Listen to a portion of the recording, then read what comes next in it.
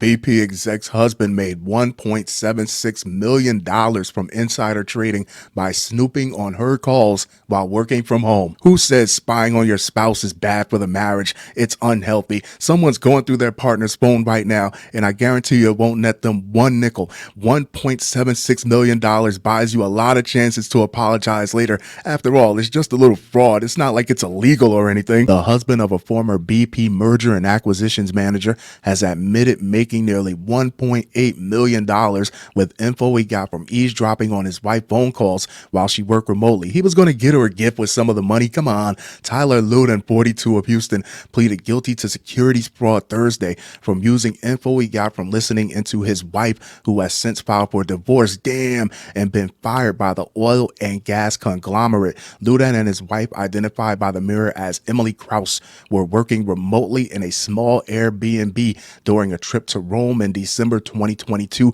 as she handled BP's possible acquisition of TravelCenters of America, a gas and truck stop operator, CNBC reported. If only he was a politician, he could have avoided all of this, but I'll tell you where he went wrong. He should have never made that deal himself. He should have paid the percentage and had someone very far removed from him and his wife do the trades. Then he cash out, buy his wife a nice Stanley cup and a bouquet of roses, and stash the rest of the money inside a wall somewhere. They later continued to work from home in close quarters, according to a Securities and Exchange Commission SEC civil complaint that said their rooms were within 20 feet of each other. They weren't at each other's throats. Isn't that the point of going to work, to get away from your spouse for at least a few hours? Loudon's wife acknowledged that she had occasionally discussed the acquisition with him in normal married couple types of conversations, pillow talk, according to the outlet. Over several months, Loudon acquired 46,450 shares, so much for flying under the radar, right, of TravelCenters without telling her, according to the U.S. Attorney's Office.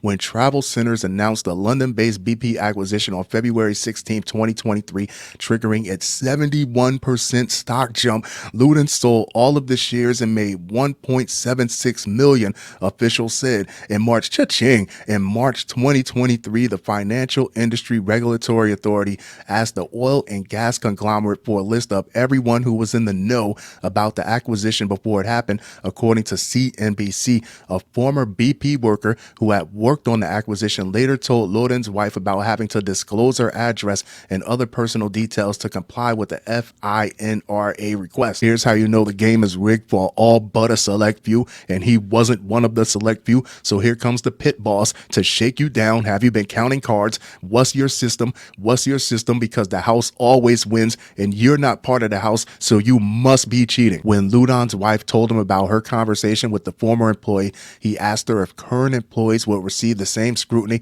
Loudon's wife responded that they would, according to the SEC. Screwed. Loudon later admitted to his wife that he had illegally traded the shares to make enough money so that she did not have to work long hours anymore. His heart was in the right place, according to the filing. I guess that and a quarter would get you a pack of gum. His wife reported her husband's illegal activities to her supervisor, but she was later fired from BP and she filed for divorce in June. Damn! Loudon pleaded guilty to securities fraud and agreed to forfeit the money he made illegally, the U.S. Attorney's Office said in a statement. He will be sentenced May 17th when he faces up to 5 years in federal prison and a fine of up to $250,000. Mr. Loudon made a terrible mistake in judgment for which he has taken full responsibility, Loudon's lawyer Peter Zeidenberg told CNBC. A BP rep told the Post in an email that the company typically doesn't comment on personnel matters. Poor bastard lost the money and his wife, although I think losing his wife isn't necessarily a negative for him, but damn the money though.